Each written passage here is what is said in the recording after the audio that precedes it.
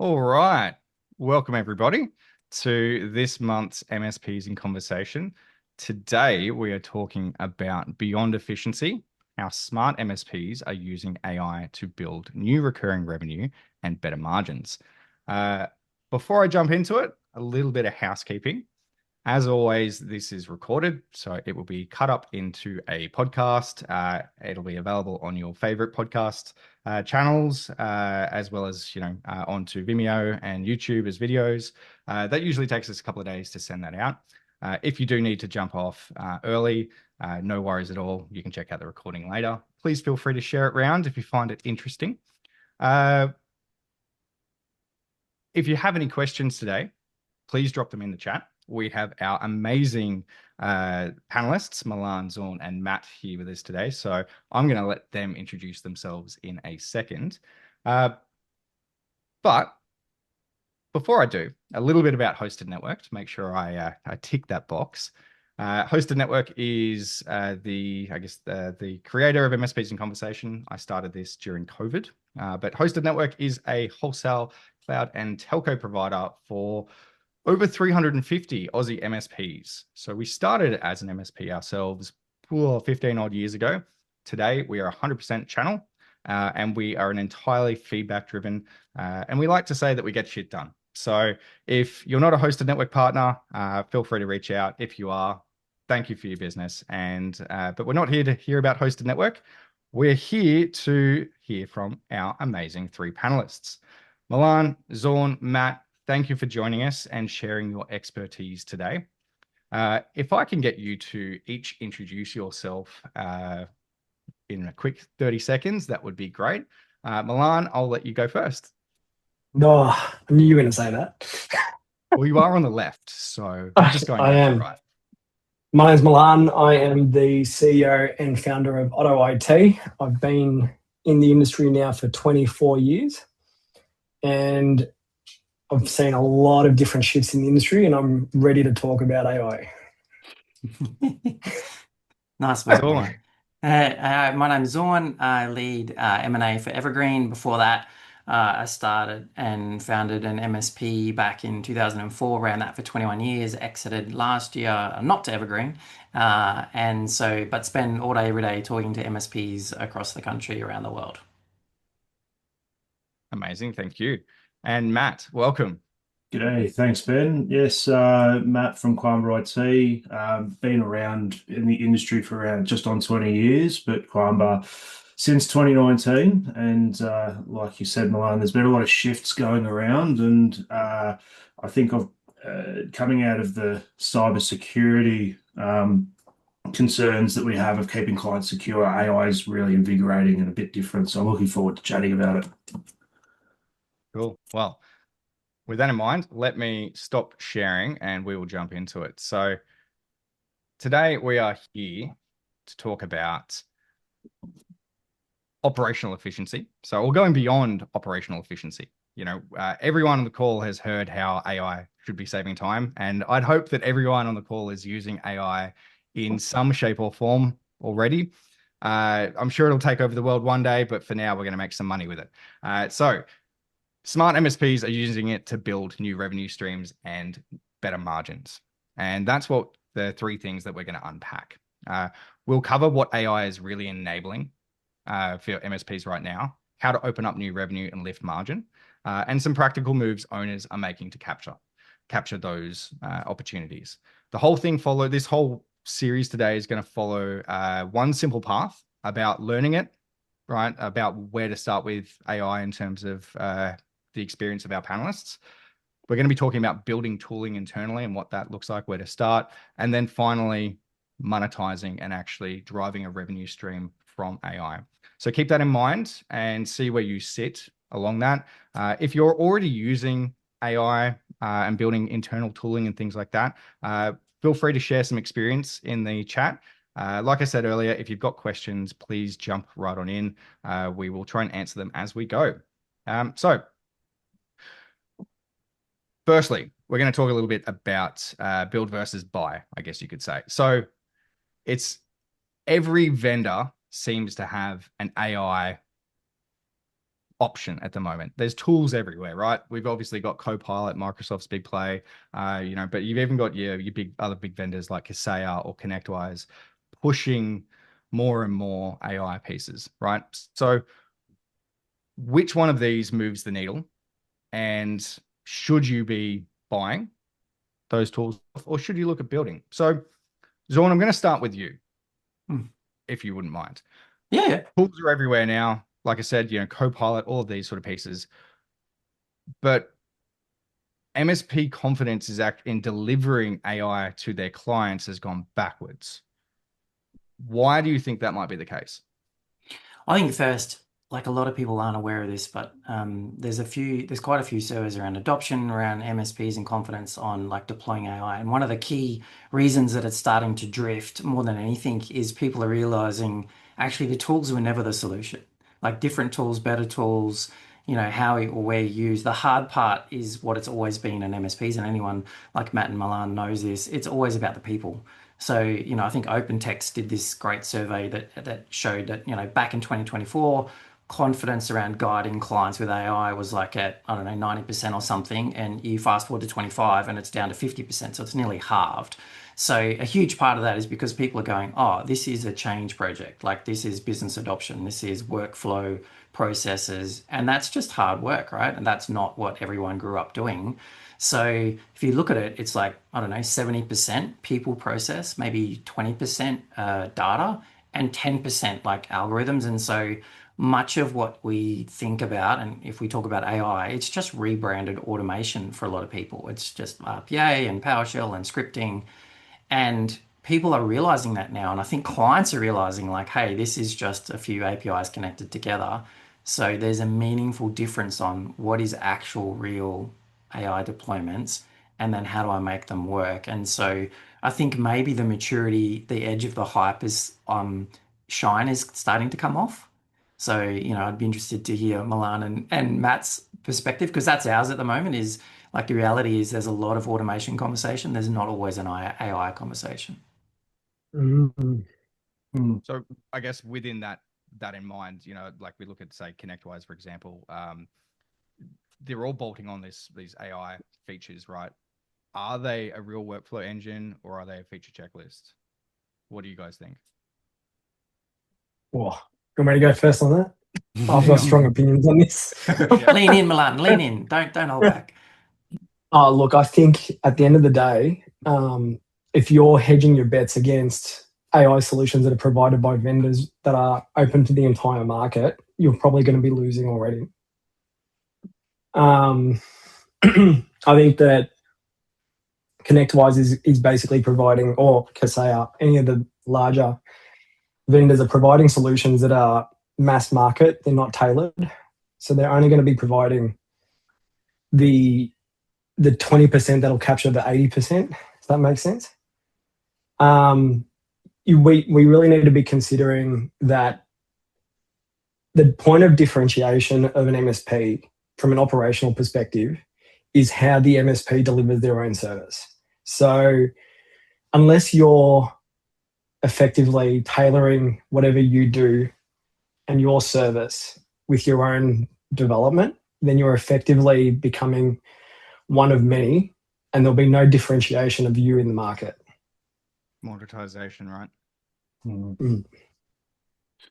Matt, yeah, just to build on that, I think part of that confidence and shift that's probably happened over the last 12 months, to Milan's point as well, with the open tools, is that they've developed so quickly that what your problems we had with delivering something to the client earlier has been solved by solutions that have been brought to market by those faster than what we can do.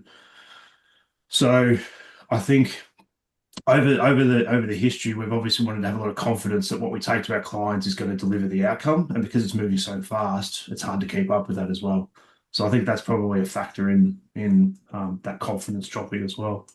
And also, like if you have a look at how many, like all of the main vendors in the RMM PSA stack, you look globally, they're all putting AI, bolting on AI, and the same way they all bolted on cloud, and the same way they all bolted on internet enabled. Like we all know that security. cliche.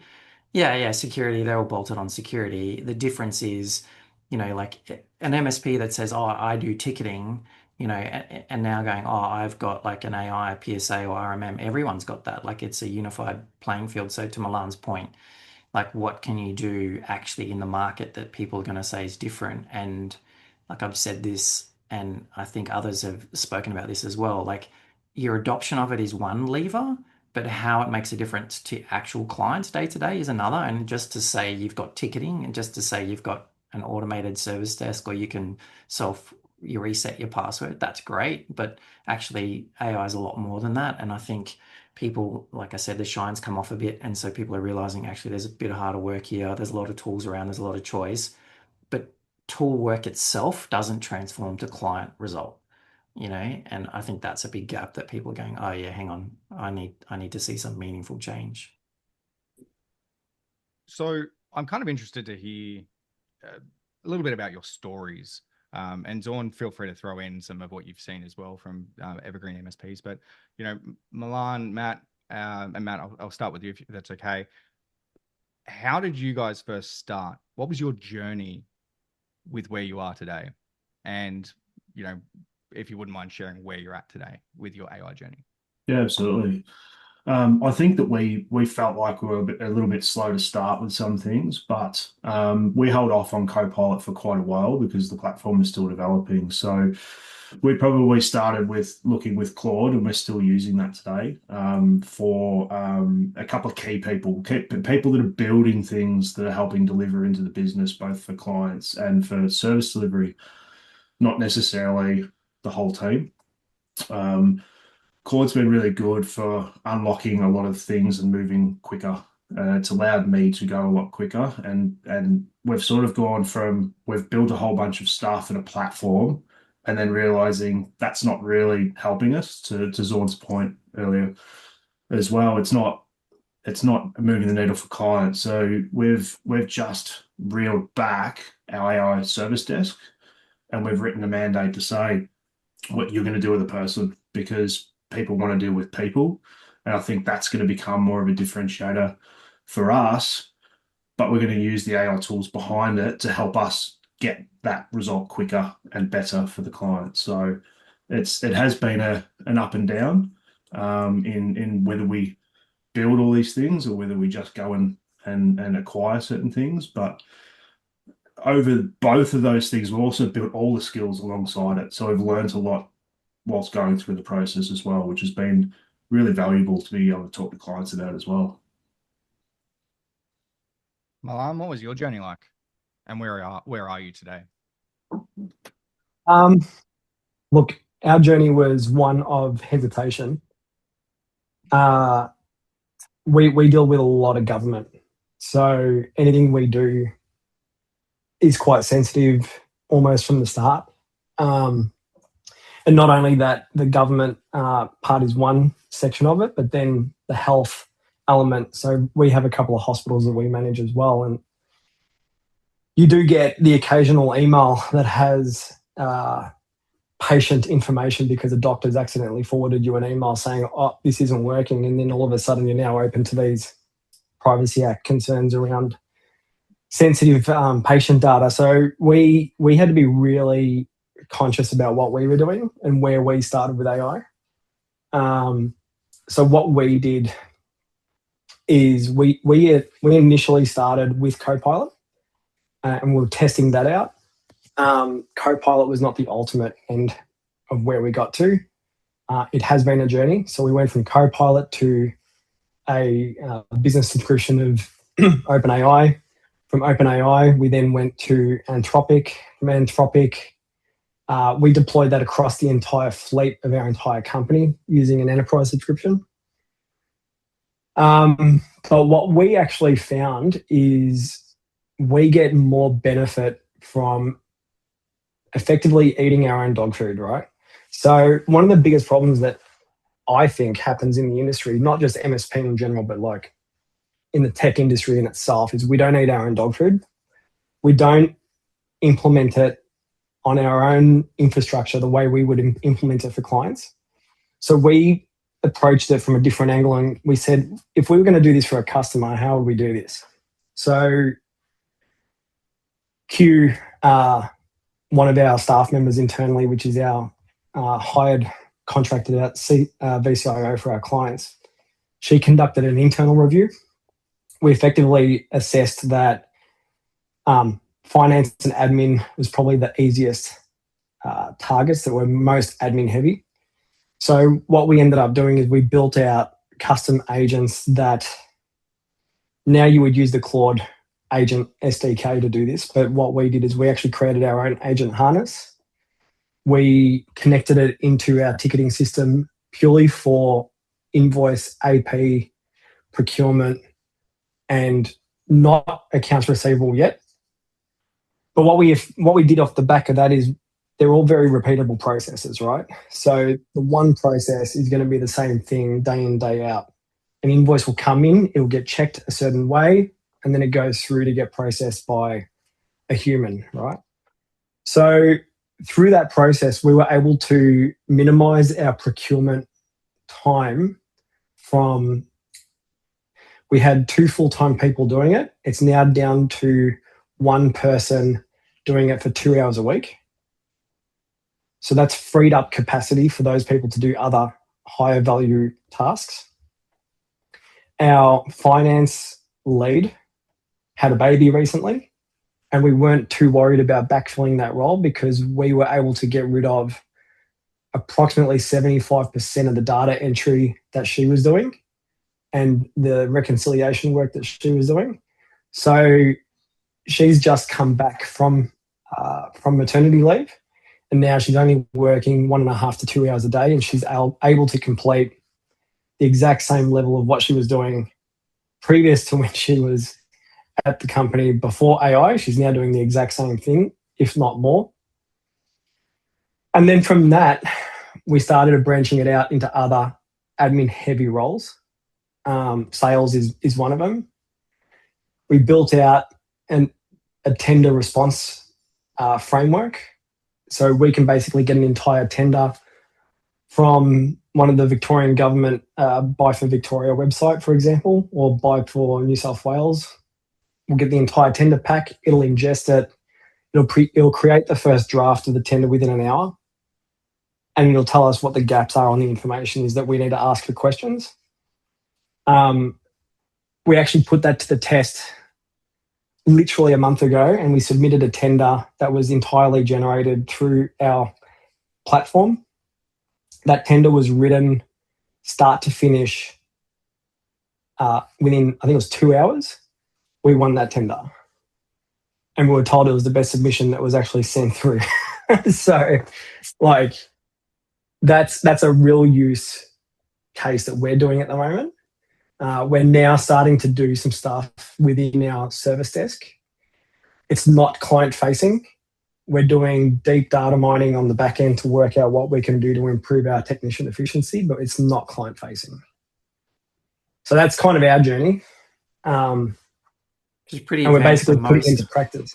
Yeah, it's one of the, yeah. I started as a software developer, so let's just get that straight. You should give people the 14, I was a background software because they're not developer. going to do that at the back drop of a hat, Milan.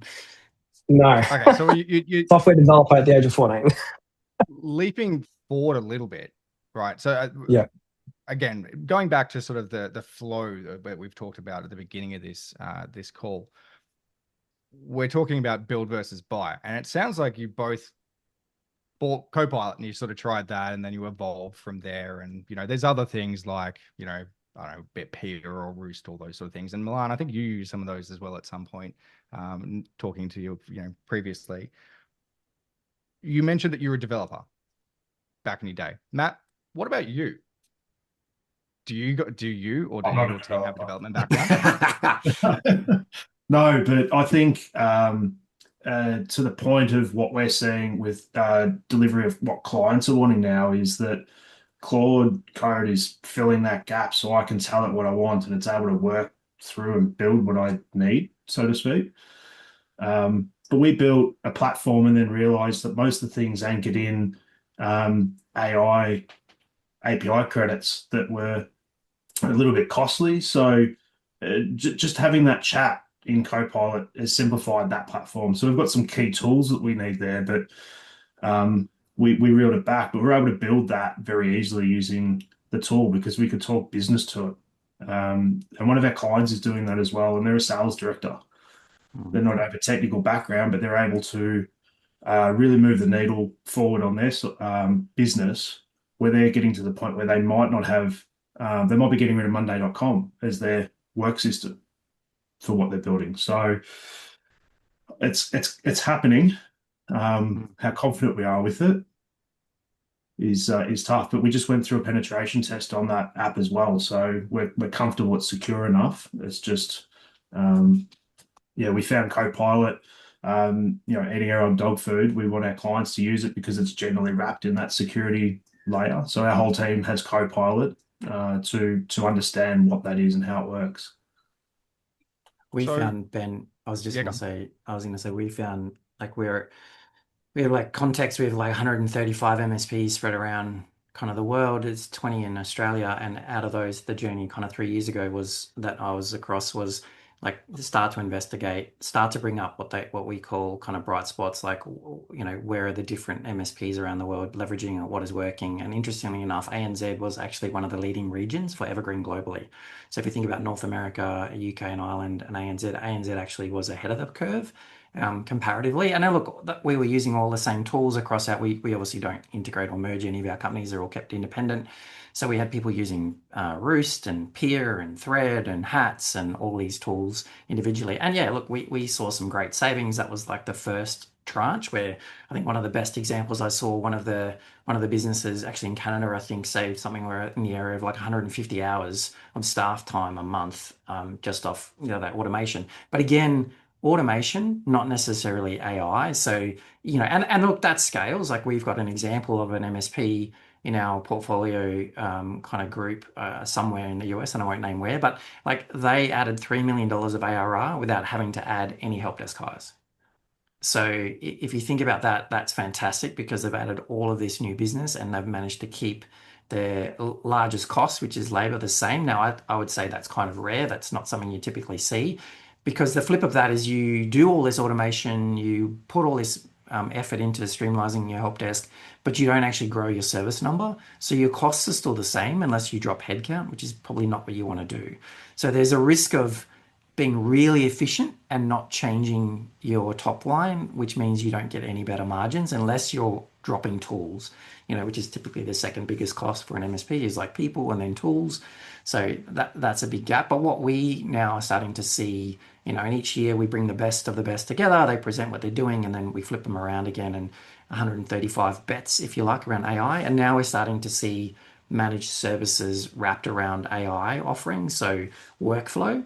So someone's got a workflow, how do we provide that? How do we wrap support around it and service it to them? So whether that's purchase order processing or HR, and again, whether it's in Copilot, Claude or ChatGPT, it doesn't really matter. I think the end result is what we're seeing is you've got to be doing it from a perspective of a workflow or a business process to really start to be able to charge money for it. And that's our experience now is like, actually, how do we turn this into a project and then from a project into a recurring service?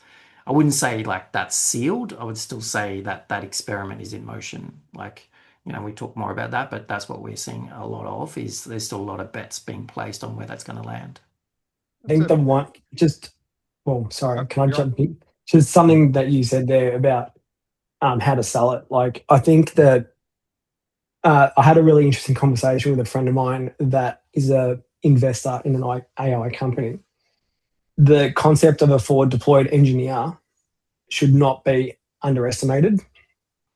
And I think that if you look at what's happened with Microsoft, how they've actually started a company and personally invested in that themselves, that is the direction that this is going to go in.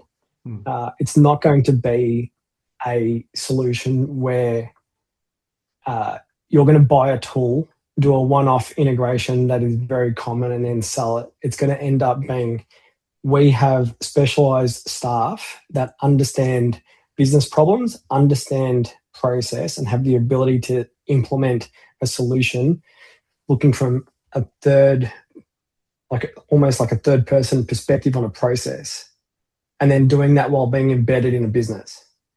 That's where this is going to end up. A little bit more about the FTE model in a little bit. So I'm going to ask you to hold your comments got to for my park his questions powder. there. Otherwise, you're going I to want to answer jump my on it. questions and I'll run out of questions. I can talk about this for years. Good. Well, we've got about half an hour, so maybe not years. Oh, cool. With the build piece of it, Zorn, you touched on the piece that without increasing revenue or reducing headcount, our profitability, we're moving faster, but we're not making any more money. Right? Yeah, there's a big right. Yeah, So, and vendors, that's a challenge with vendors because vendors are pushing MSPs in that direction to adopt all these tools. And we know the number one challenge for any MSP in Australia and New Zealand right now is still new business. Like that hasn't shifted in the last 3 years of surveys from any MSP, PSA, RMM tool, independent. It's still new business, and that's always number one. So you buy all these tools, you get all these subscriptions, but if you're not growing revenue or you're not dropping headcount, like you're not really expanding anything. You're doing it faster and maybe people have more spare time, but it's like, does that lead to any extra gross margin? And I think at the moment that's not the case for those who aren't as already focused on growing new business. They're just getting really good service efficiency internally, but not really monetizing it.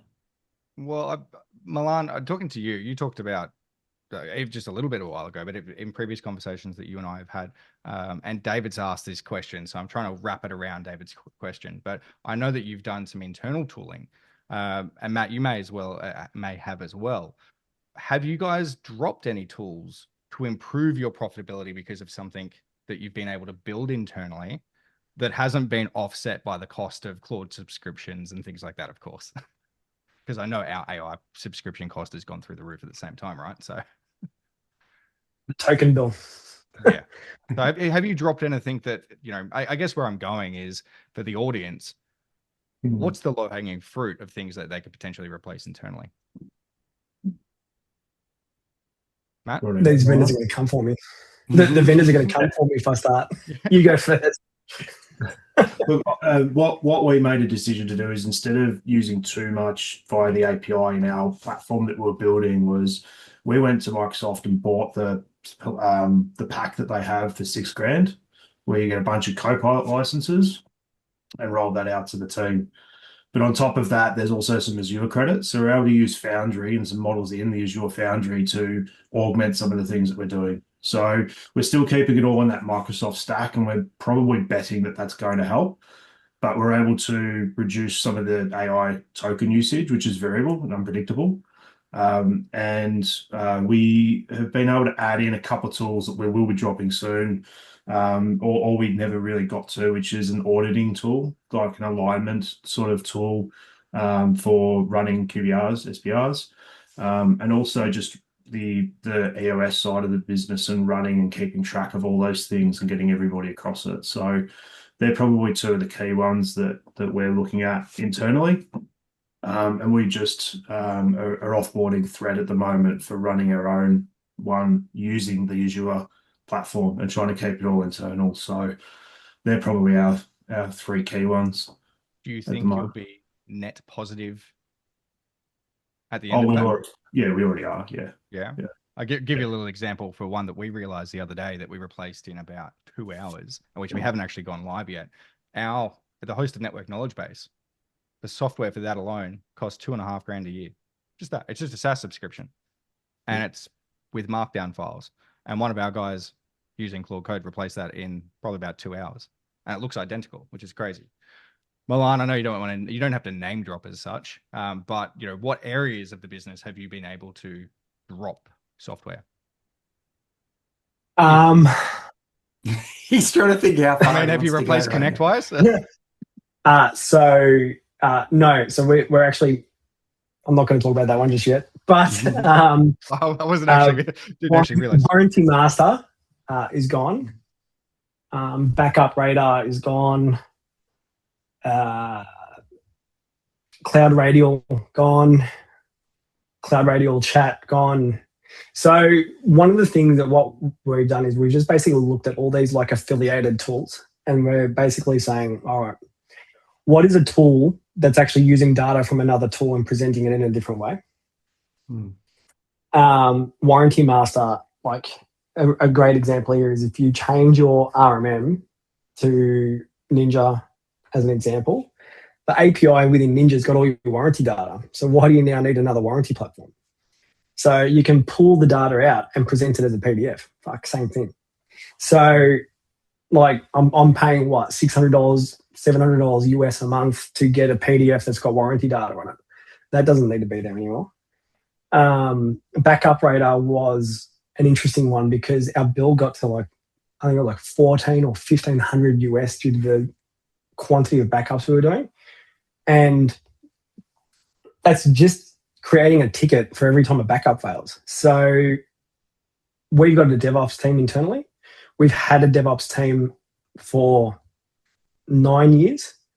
We have never used an external documentation platform, so we don't have like IT Glue or Hoodoo or anything like that. We built our own. And what we've effectively done is we've given that team the ability to like supercharge their throughput by 15 times. We wanted to add an MCP into our documentation platform so that everyone internally can talk to the documentation using Claude. That was done in 4 days. Like the stuff that we're pushing out now from a tool perspective is far beyond things you could imagine right now. Cool. And I'm All still right. waiting for my API access, by the way, Ben. It's there. You've just got to sign the terms and conditions. I did. I signed it. It's done. Where is it? Give me an API. It's an enable. Well, I'm sure your account manager's on the call, so there you go. I think that's Hopefully everyone's. they I heard. think that's I'll kick their ass after the call. that's everyone's MSP question now is where's the API access It for my is. It AI is. tool? I remember going to Evolve And just on recently, that, and it was I got hit up by about 5 people very, very quickly.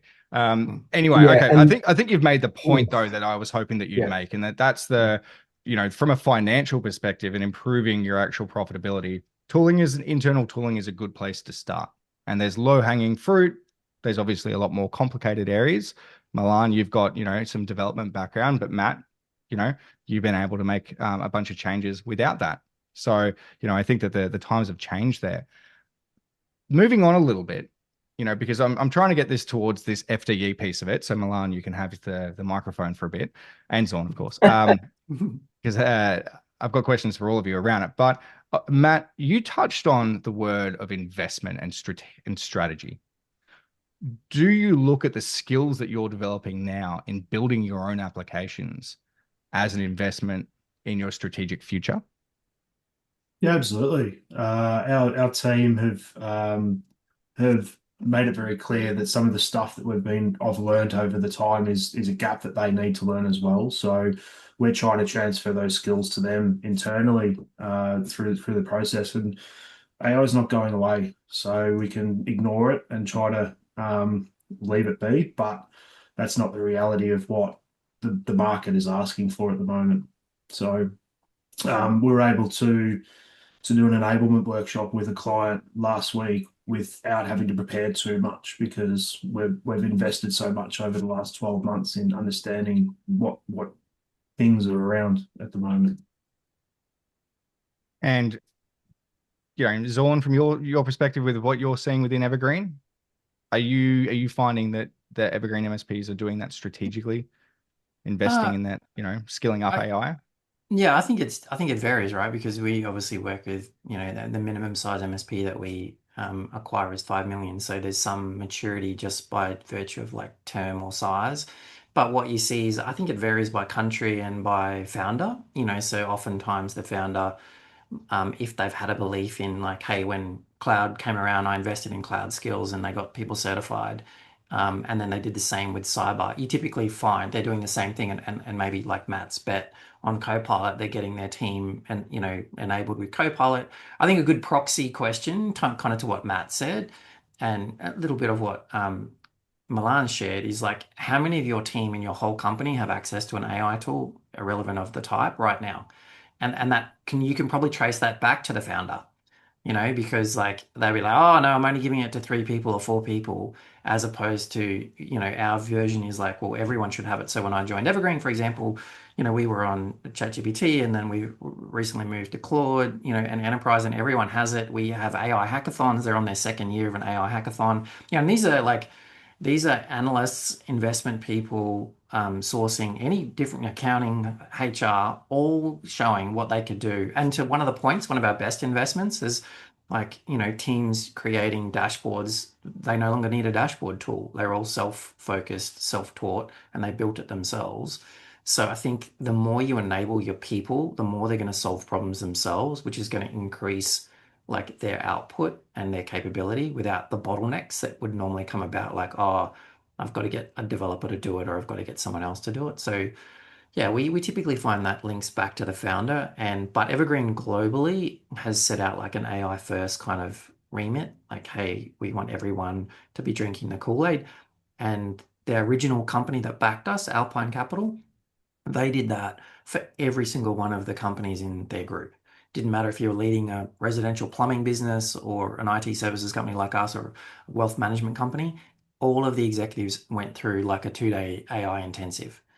And that's how much they believed it was significant to driving the future of where they were going.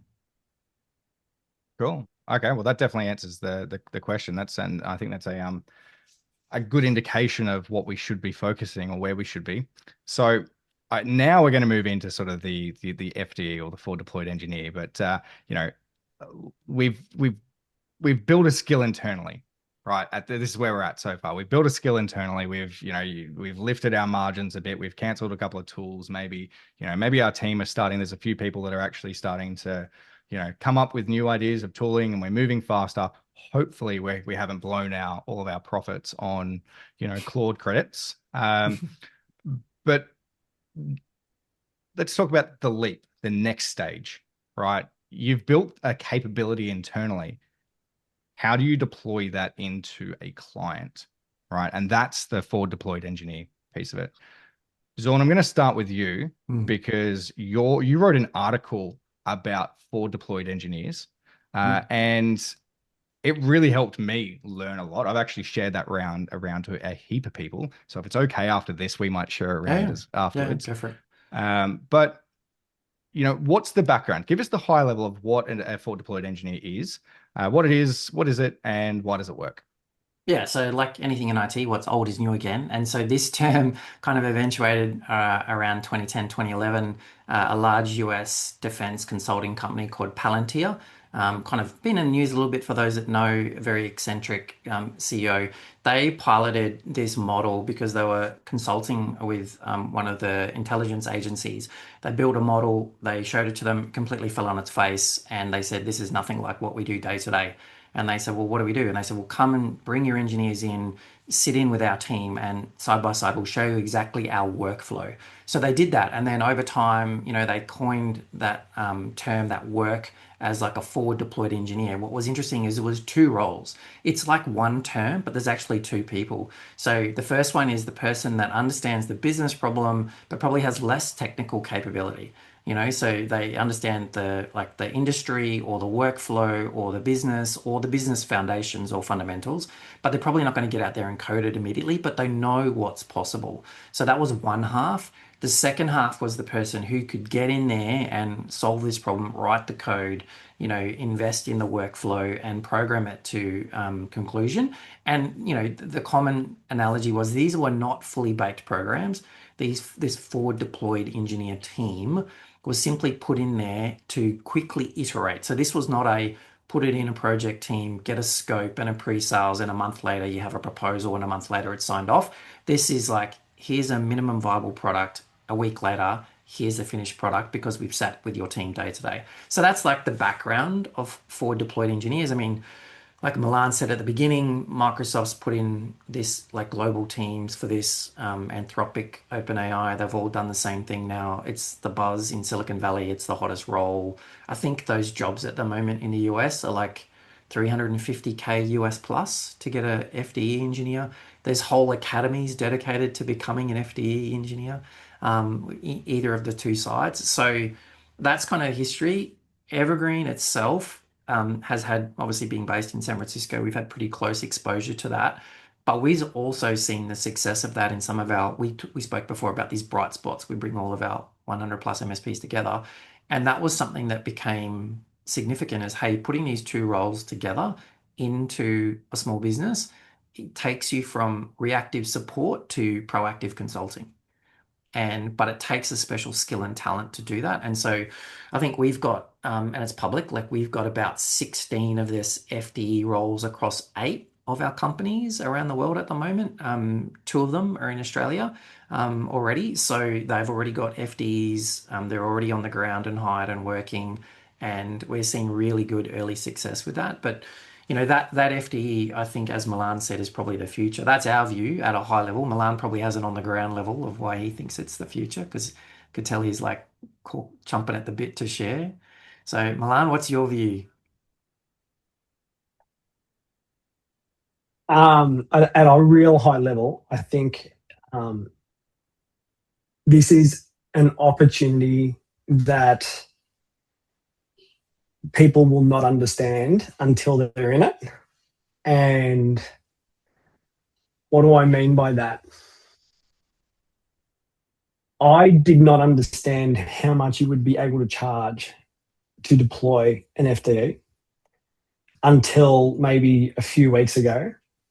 A friend of mine has recently deployed 2 engineers to 2 separate clients at $45,000 a month to execute as an FDE.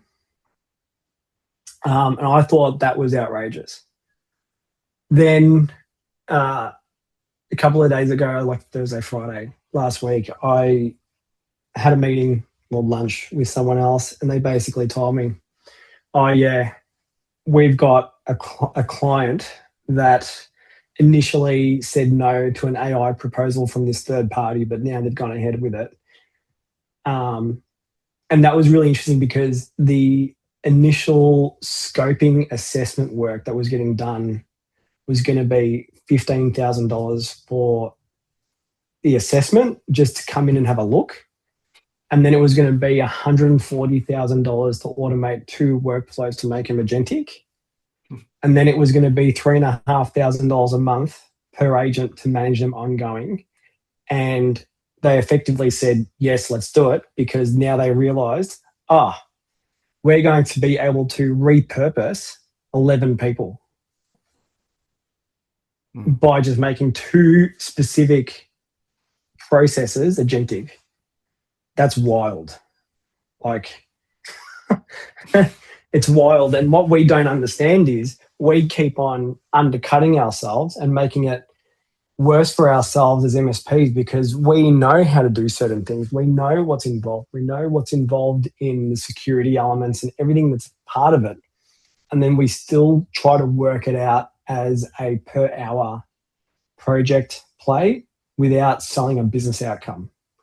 And that's one of the biggest things here. What we're actually selling a business outcome. This is a business outcome. This is not, I'm going to manage your patches and make sure your Windows server's up to date. This is a business outcome backed with technology. And that's what you're selling here. This is where companies like Ernst & Young, PwC, all those major consulting firms can come in and sell the dream on a business outcome, because they're good at doing that from a sales pitch. But this is where we fall apart.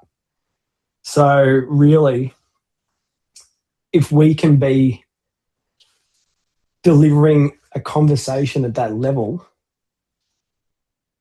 to our clients, it will radically shape the way we are as a business in the future. And if you're doing tooling internally already, you've got the skills.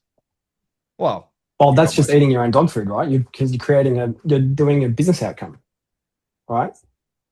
So the business outcome for me was, how do I make my finance team more effective and stop them doing data punching?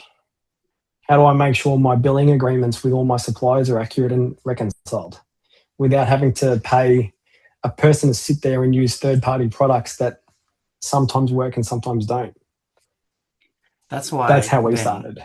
I was going to say, that's why you see people like Milan who are founders, and the founders exist like Milan in every MSP and Matt, where they have both the technical and the business already as one. And so you do get FDEs who are one person who know the business and they know the technology. Obviously, many owners don't want to go out and have to be that person on every client engagement. So hence you get 2 typically.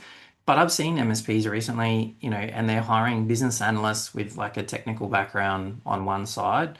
It's like, I don't know, 130, 120 grand role. And then they're pairing them with their like engineer, automation engineer, AI engineer, whatever you want to call them, or just a, interested AI person. And they're putting them together with those clients, and they're not paying 350 or 400 US. Like, but it's expensive, but they're also not billing it by the hour. It's like, hey, this is an outcome. Let's solve a problem. Like, what can we go and do? So, and whether that's, again, whether that's Claude or ChatGPT or Copilot, it doesn't matter. It's a different engagement.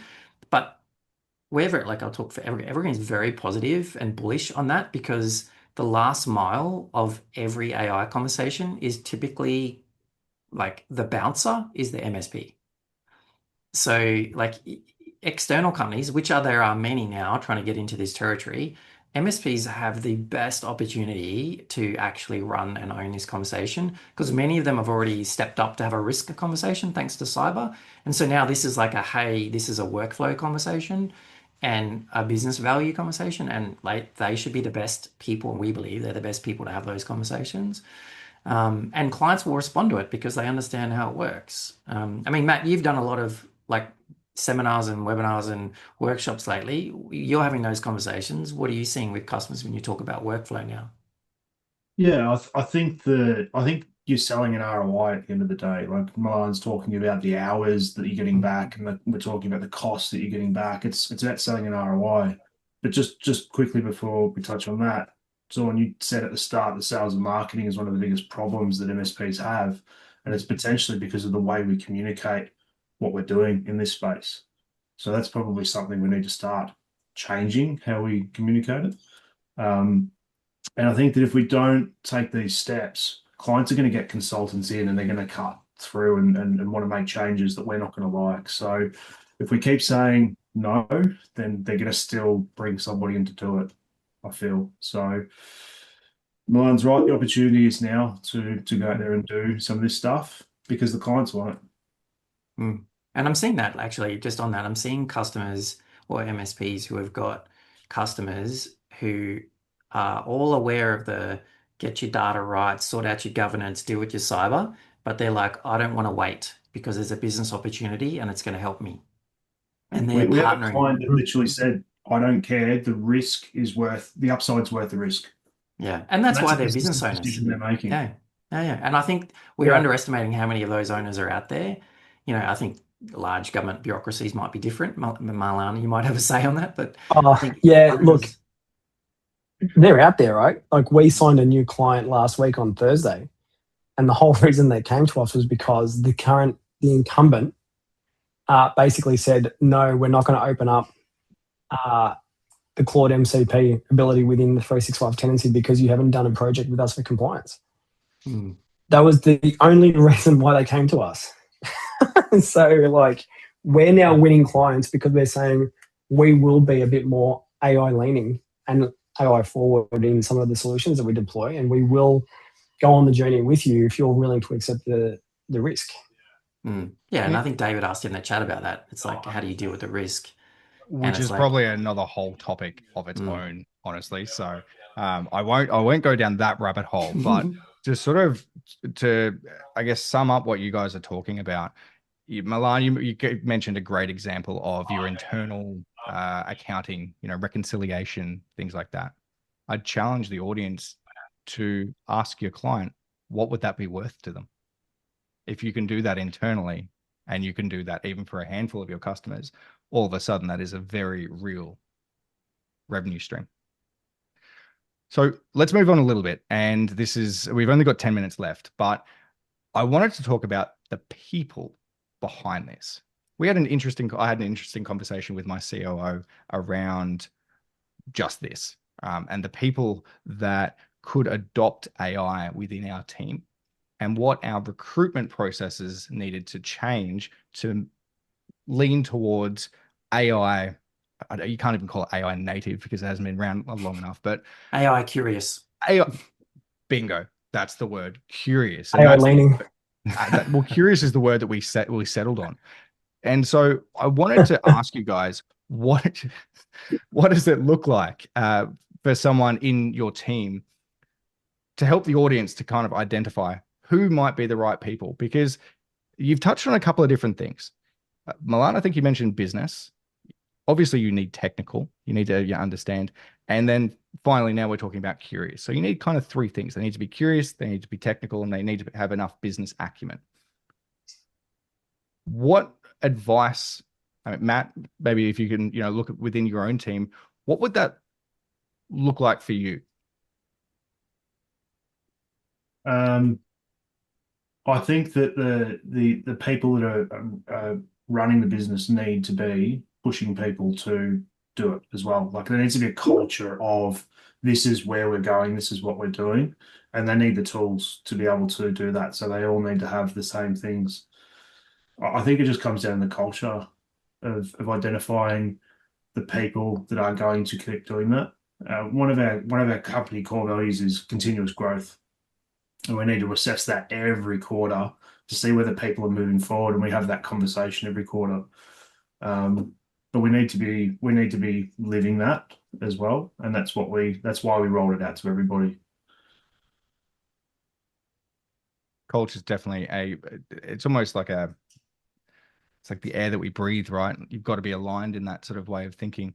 Milan, what are you doing for your people within your team, and as you're hiring people, are you thinking differently about 100%. Yeah, what does that look like? 100%. We have, well, we're lucky because we have a HR person's full time, but through the process, we obviously do a culture fit assessment before it even gets through the gates.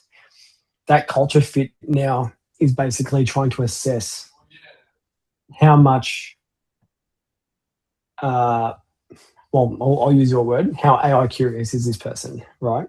So we used to assess labs, right? Home labs were like one of the key things that we used to assess on if we're going to hire a technical person. Now we're asking, so what did you do last week with AI? Have you got any interesting projects that you're doing with AI at the moment that you can share with us? If we start hearing the words OpenClaw, Hermes agent, Hermes, however you pronounce it, that's up to the debate as well. But if we start hearing words like that, we know that they're more curious and they are just full of gas if they're talking about it, right? So the more we hear about that, if they start saying, yeah, we're using an OpenClaw agent at home, running it through DeepSeek because the token cost is less. All right, now we're talking about someone that's done some extreme deep diving into it and is really curious about it. And that's where we start going, okay, you're the type of person we want to talk to.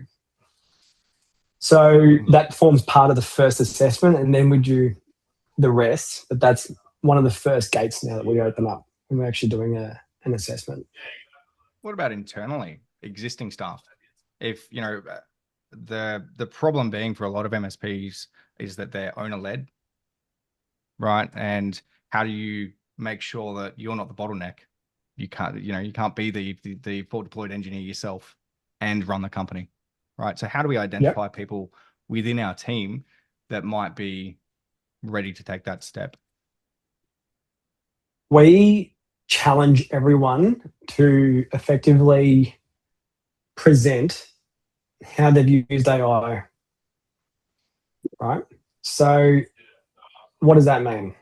If someone's been using AI throughout the week and they've solved an interesting, unique challenge with AI, we want them to talk about it to the rest of the team. Show what you did to the rest of the team, and then everyone can learn from it, right? Continuous growth through education and lunch and learns throughout the team. We measure ticket KPIs against how much AI use they've actually put against it. So we built a platform internally, which is like it's basically like a Hats. If you've used Hats, it's like you can pick the AI model you want to talk to and you can talk to it. But we gated it. So you have to put the ticket number in first, and then it actually flags a field against a ticket. And then we know which tech on which ticket did what. So effectively, it comes back to this trifecta of the data the data lake that we're trying to build out. But what we want to know is, has a person been using more AI to solve certain types or different types of problems? Has that improved their efficiency and their overall ticket closure rates? And then through that, we can capture who's actually running in the forefront within the team using AI. It's probably a long-winded answer, but that's how we do it. Zorn, I guess, what do you see? I mean, you ran an MSP for 21 years, but I think you sold out before the AI curve, right? What are you seeing now, looking outside in? Yeah, like I think I was fortunately like just as Copilot was kind of launching, but doing workshops. But now looking in, I think a lot of what you see with owners and how they get their teams prepared for AI, it comes back to at some point, like we talk about culture, I always say like my favorite cliche with that is like culture is the owner's shadow, right?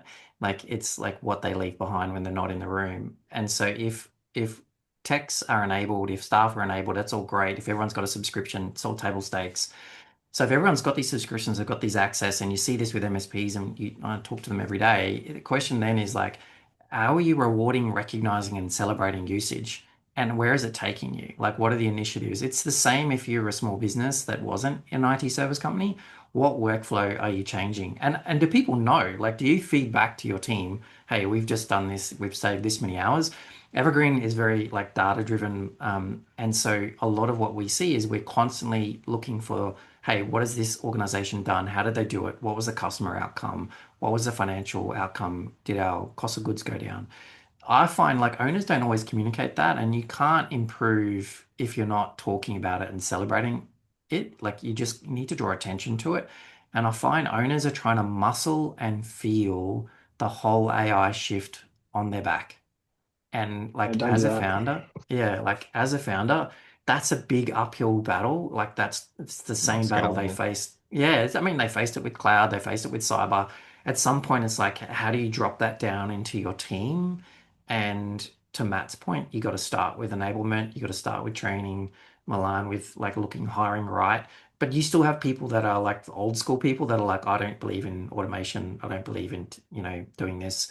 It's like you need to Yeah. have both. It's the personal touch with the leveraged outcomes. So, Yeah. So on that, just on that exact point about people that don't trust Last it. comment. Sorry, we're nearly at time.